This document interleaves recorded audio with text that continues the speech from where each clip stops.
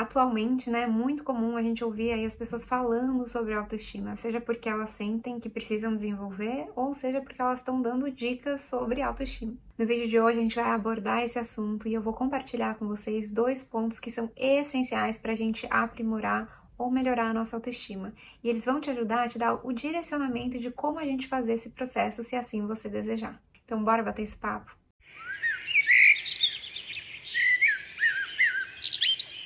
Bom, gente, eu diria que se a autoestima tivesse um pai e uma mãe, eles seriam o amor próprio e o autocuidado. E aqui já tô revelando para vocês quais são esses 2 pontos aos quais eu estava me referindo. Não há como a gente falar de autoestima sem falar desses 2 outros elementos super importantes. Que na minha visão, inclusive, se você se dedicar ao seu amor próprio e ao seu autocuidado, você automaticamente já vai estar trabalhando na sua autoestima. A verdade é que eu acho que autoestima é uma coisa muito abstrata às vezes, por mais que a gente entenda o que o conceito quer dizer. Mas quando a gente para pensar da perspectiva do amor próprio e do autocuidado, esses outros 2 termos, né, o pai e a mãe da autoestima, eu diria, eles são muito mais palpáveis, eles são muito mais fáceis da gente entender quais são ações que a gente pode fazer para a gente começar a implementar esses aspectos todos da nossa vida. Faz sentido? Mas tem uma coisa que a gente precisa destacar, no entanto, que quando a gente fala de autoestima, mas também de amor próprio e de autocuidado, é que a gente vê uma série de equívocos, eu diria, e visões um tanto quanto superficiais do que é que essas 3 coisas são.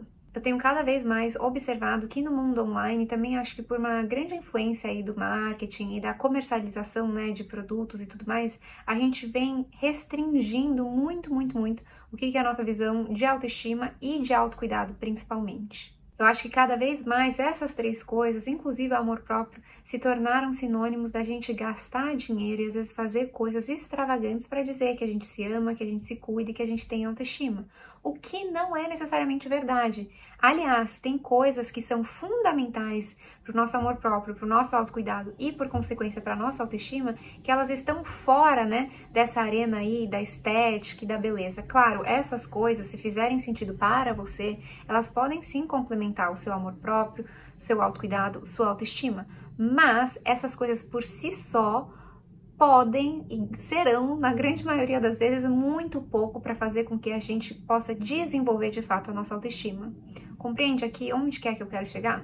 E bom, gente, a verdade é que eu não tô aqui pra demonizar essas coisas todas, pra demonizar procedimento estético e maquiagem, não sei o que. Eu também não venho aqui pro YouTube com a minha cara lavada. Eu adoro uma maquiagem, gosto de moda, gosto dessas coisas todas. Mas eu tô aqui pra trazer outros elementos que podem se somar, complementar ou expandir a nossa visão em relação a esse tema. E os elementos que eu vou apresentar pra vocês hoje, as ferramentas que eu vou trazer aqui, elas são muito poderosas no sentido de que elas são acessíveis para todas as pessoas. E além delas serem acessíveis para todo mundo, elas também são úteis e eu tenho certeza que vão facilitar muito a sua jornada se você colocá-las em prática. Bom, então vamos falar finalmente de amor próprio. É claro, né, gente, que amor próprio está justamente no que é que o termo propõe. É a gente se amar para além da gente simplesmente ter esse amor, esse cuidado para com os outros que estão na nossa vida. Não é incomum, né, a gente ver situações nas quais pessoas falam coisas do tipo assim, eu não vou aceitar tal coisa de fulano, imagina, eu tenho amor próprio. E sim, essa pode ser uma forma da gente exercitar o nosso amor próprio, né? Quando a gente coloca um limite em alguma situação que não tá sendo legal, ou quando a gente se coloca mesmo diante do outro, o que é aceitável, o que não é aceitável. Mas, como que é que você mostra pra si mesmo o seu amor próprio quando não envolve outras pessoas? Porque, pensa só aqui comigo, a gente pode exercitar o nosso amor próprio no mundo, né? Estabelecer limites é uma dessas coisas. Quando a gente tem clareza do que a gente precisa, do que é aceitável pra gente, do que não é aceitável, quais são as nossas necessidades, nossas prioridades e assim por diante. Pontos esses que eu tô sempre batendo, né, nessa mesma tecla aqui no canal.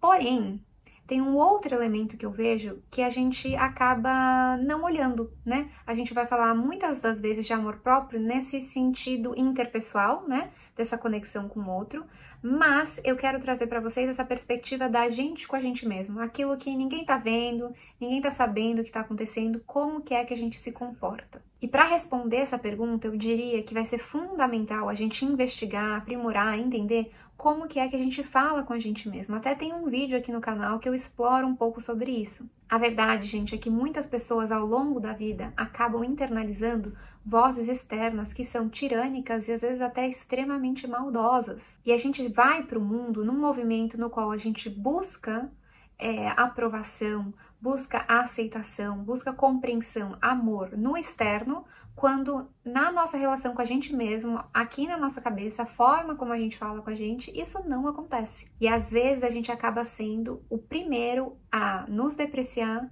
a invalidar o que a gente sente, a passar por cima dos nossos sentimentos, das nossas necessidades, sem nem contar, né, quando a gente comete um erro e a gente fica falando para si mesmo um monte de nome cabeludo. E um exercício simples, porém poderosíssimo, é justamente a gente fazer esse exercício. A gente poder dar o espaço para reconhecer o que a gente sente e se acolher. Teve uma experiência que aconteceu recentemente, de que eu fiz uma entrevista para um trabalho, né? Eu tava até com essa mesma roupa. Fiz uma entrevista e ela era em sueco. Foi a primeira vez que eu fiz uma entrevista de trabalho em sueco, gente, para uma vaga para trabalhar 100% em sueco. Então vocês imaginem como que é que eu estava. Eu estava uma pilha de nervos. E eu tive pouco tempo para me preparar, porque eu apliquei para a vaga e a recrutadora entrou em contato muito rápido e já marcou a entrevista pelo telefone no dia seguinte. Então eu tive literalmente um dia para me preparar. E durante esse processo de preparação, eu me via muito ansiosa, muito inquieta, com medo, por mais que eu tava ali tentando, né, executar tudo que eu precisava, né, garantir que essas perguntas que são mais comuns em entrevistas de emprego eu soubesse como responder e endereçar de uma boa forma em sueco. Mas, nesse processo todo, ao invés de eu querer reprimir, sabe, de eu querer jogar para debaixo do tapete essa ansiedade, esse medo, eu tive alguns momentos os quais eu pude parar e falar para mim mesma algumas palavras, eu diria, né, de compreensão ou de acolhimento. Acho que acolhimento é a palavra certa. E sentar, respirar fundo e falar assim, mas é claro que você se sente assim, você nunca fez isso antes. É a primeira vez que a gente vai fazer isso. Tem várias coisas as quais você quer ser capaz de expressar de uma forma clara, de uma boa forma, aliás, né?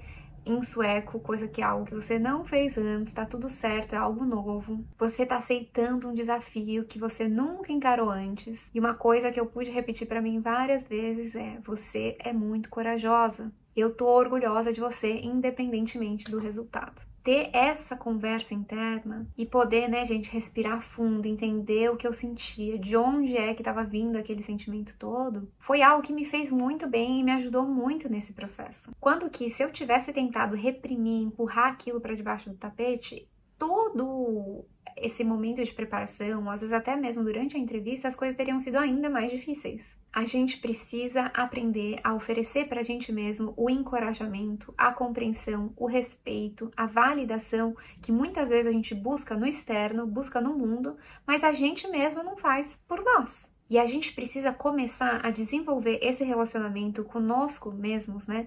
Da gente ser o nosso melhor amigo e não os nossos inimigos, não os nossos algozes que colocam a gente ainda mais para baixo. Fala assim, mas é claro que você não sabe, você não é boa o suficiente, você tinha que ter estudado mais quando você teve a oportunidade, sei lá eu, qualquer outra coisa que essas vozes das nossas cabeças às vezes ficam falando. E, gente, eu entendo muito bem que tem situações na vida que a gente se sente, sim, inferior, que a gente sente, sim, que a gente não tá preparado, que a gente nem sabe o que tá fazendo ali, que a gente tá lidando com um desafio, um problema que a gente acha que nem tem os recursos necessários para lidar com aquilo. Ou às vezes a gente se decepciona com a gente porque a gente tinha uma certa expectativa, a gente tinha algo que a gente gostaria de ter atingido em determinada idade, em determinada circunstância e não conseguiu. E lidar com isso tudo por si só já é extremamente desafiador. E aqui eu tô para te dizer que você, meu amigo, minha amiga, não precisa ser o seu próprio algoz. Da mesma forma que a gente não vai ser aquela pessoa que vai falar que tá sempre tudo bem, que nunca tem nada de errado com a gente, que é um mundo que tem que mudar, que a gente é um alecrim dourado perfeito,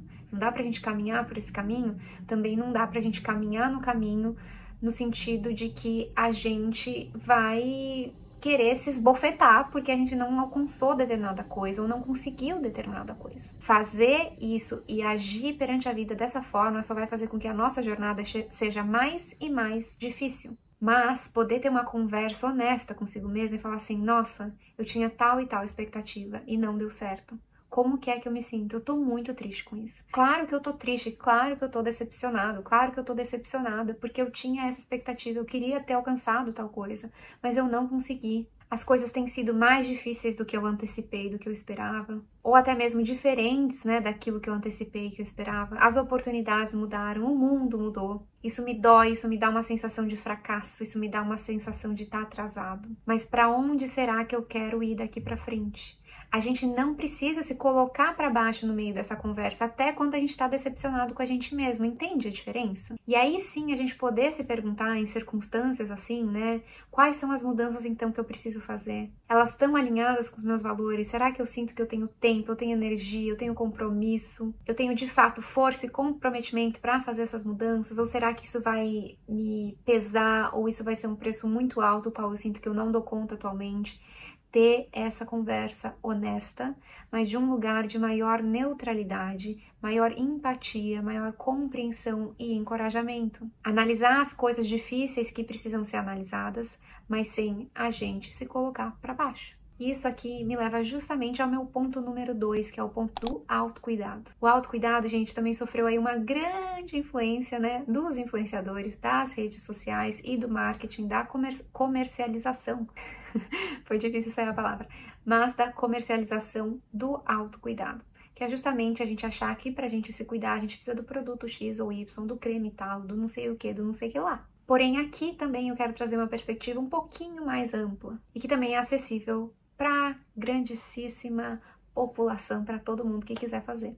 A primeira pergunta que eu tenho para você é: qual é a atividade que você mais ama fazer? Quais são então os aspectos da sua rotina que podem ou precisam ser melhorados ou receber mais atenção para você aprimorar aí a sua saúde mental e física? Eu tenho uma lista de coisas que eu gosto de fazer para autocuidado, que me ajudam bastante no meu processo, inclusive quando eu tô passando por dificuldades ou quando eu tô me vendo ansiosa, sabe, inquieta, me sentindo mal.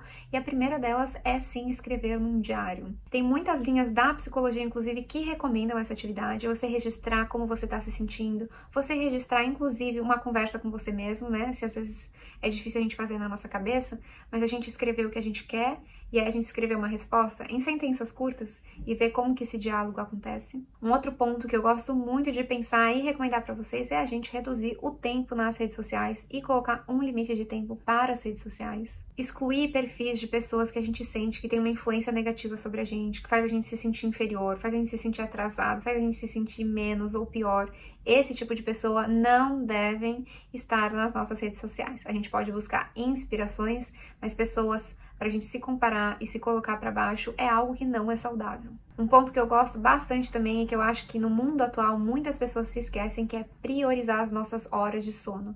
Veja só, gente, esses pontos todos que eu tô falando aqui de autocuidado são coisas simples, porém efetivas. São coisas que qualquer pessoa consegue implementar na sua própria vida, mas que podem trazer uma diferença gigantesca para si mesmo. E lembre-se, quando você decidir deitar mais cedo ou dormir um pouquinho até mais tarde, que você possa se lembrar que esse também é o seu autocuidado e um sinal de amor próprio. Outro ponto que eu gosto bastante é a gente poder cozinhar nossa própria comida, olha só. Poder dedicar um tempo de pensar o que a gente vai comer, uma dieta mais balanceada, alinhada aí com a nossa saúde física, mas também mental. Porque sim, os alimentos influenciam diretamente em como a gente se sente. Então talvez um bom primeiro passo, inclusive, seja a gente diminuir a quantidade de comida processada que a gente come. Um outro ponto que eu gosto bastante é a gente socializar com as pessoas que a gente ama e confia. Isso pode ser pessoalmente, mas pode ser também ligar para um amigo ou uma amiga que faz tempo que a gente não tem oportunidade de se falar. Uma coisa que eu gosto de fazer muito e que para mim é também um autocuidado é trocar os lençóis da cama. Eu gosto sim de trocar o lençol da cama, aquela primeira noite, depois de um lençol fresquinho, não tem coisa mais maravilhosa. E o mesmo vai para quando a gente pega uma toalha bem novinha e bem cheirosinha. Um outro ponto muito bacana que pode estar relacionado com o primeiro que eu disse lá, da gente ter o nosso diário, é a gente praticar o nosso autoconhecimento. E o diário pode ser uma ferramenta muito boa nesse processo, inclusive. Mas praticar o autoconhecimento, né, gente, ele pode se dar de infinitas formas. Tá aqui nesse canal assistindo alguns dos vídeos também pode ser uma forma de autocuidado e autoconhecimento. Vale lembrar que a gente ouvir a nossa playlist favorita também pode ser uma forma de autocuidado, assim como, se fizer sentido para você e você tiver alguma fé a qual você se identifique, você poder também dedicar algum tempo aí no seu dia a dia, na sua rotina, para a sua espiritualidade, para essa conexão espiritual, se assim fizer sentido para você. Bom, gente, essas atividades todas, elas vão muito além da gente cuidar da nossa beleza estética, mas vão sim ajudar muitíssimo no nosso bem-estar, tanto físico quanto psíquico. E o mais importante de tudo isso é você poder desenvolver uma lista como essa para você, personalizada para você, que tem a ver com você, com a sua personalidade, com as suas necessidades, quem você é enquanto pessoa. Uma rotina que tem espaço para tarefas como essas vão te garantir uma vida com muito mais tranquilidade e também muito mais vitalidade e até mesmo confiança. Além, claro, né, gente, de trabalhar na sua autoestima. Me deixa saber aqui nos comentários quais são as suas atividades de autocuidado ou talvez quais são as atividades de autocuidado que você vai passar a colocar em prática depois de assistir esse vídeo. Quem sabe a gente pode criar um fórum assim, né, que todo mundo compartilha o que é que tá acostumado a fazer ou o que é que vai começar a fazer, assim a gente vai ganhando também ideias uns dos outros. Esse era o meu recadinho de hoje, deixo um beijo para todos, se cuidem e até o próximo vídeo.